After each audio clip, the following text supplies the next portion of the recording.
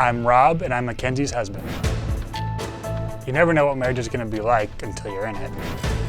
A lot of insecurities and issues you never address really show themselves.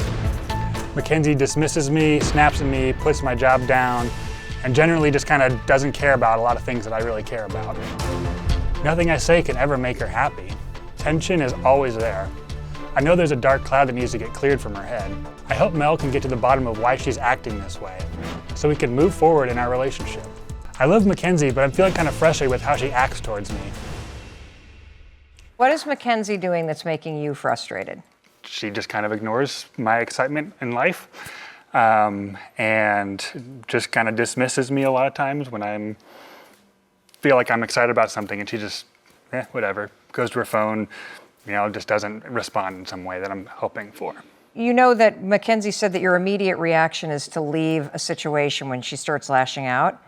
Why do you do that? Probably because I don't feel heard or like she wants to hang out with me in the first place or wants to hear what I'm saying in the first place. So if she doesn't want to hang out with me, then I don't want to hang out with her. I don't want to communicate what I feel like I want to say, and then I just leave. Mackenzie, did you know that that's how Rob feels? Yeah, I mean, I can see it in his eyes, like when I say something hurtful or if he's really excited about something and I just can't match his level or whatever, I can see just the joy draining from your eyes, and it kills me. So are you actually angry that he's happy? There's the laughter again. I know. And I think every time you laugh, you're embarrassed to admit what's going on. Yeah. And it's a lot easier, honestly, to be angry than it is to be the things that you described, which is sad and feeling invisible. Tell me about the resentment. The resentment is, it's this whole, he has this brand new job and he's doing music. And even when he's not doing music at work, he's doing music at home. He's creating. And I traded for... Why don't you turn to him and tell him? When we moved to Nashville, and I think you know this, I had nothing. And I think I just kind of lost myself.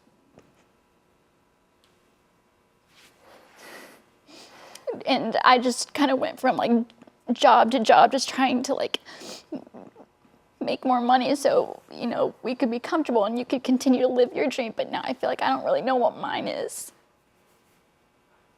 Rob, what are you thinking?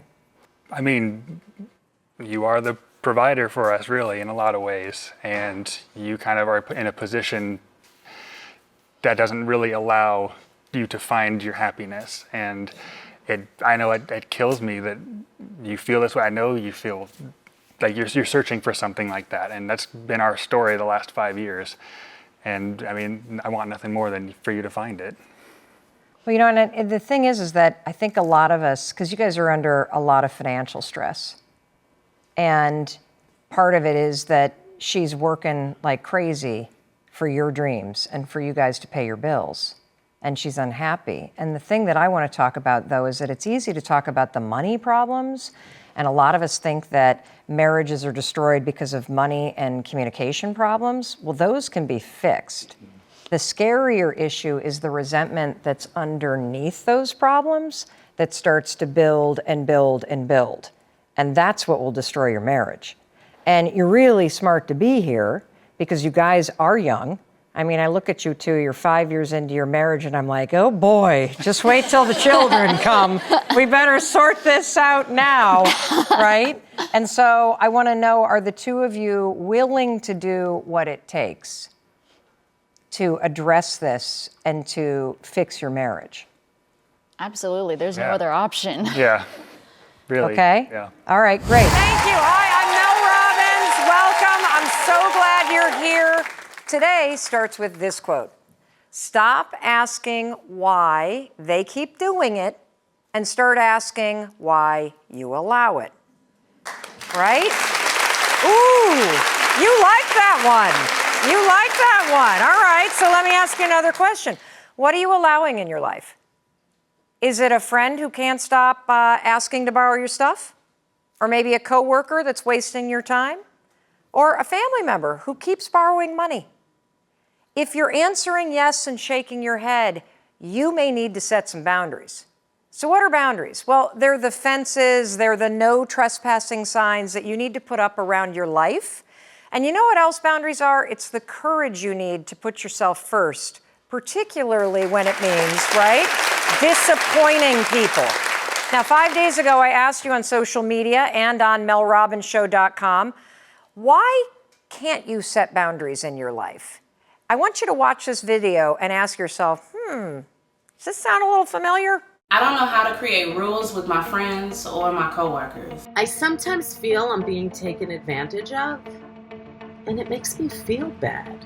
I take on every task my boss asks of me. I'm spread too thin. I don't know how to say no. How do I create boundaries in my life without insulting my friends? Mel, help. Awesome. Well, today I'm going to teach you how to create personal boundaries in the top 3 areas of your life where you need them. How you feel, with your stuff, and with your time.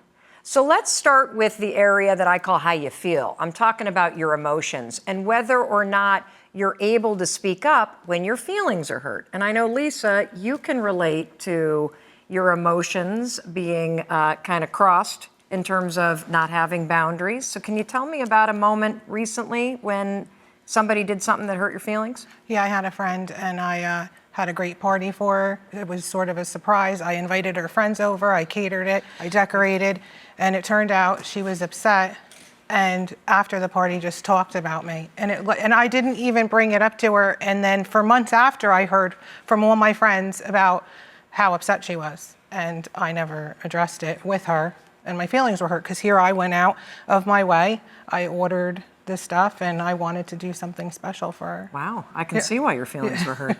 You know, this is an exact example of having your emotional boundaries crossed. You did something for somebody, they did something that hurt your feelings, but I want to come back to the quote today.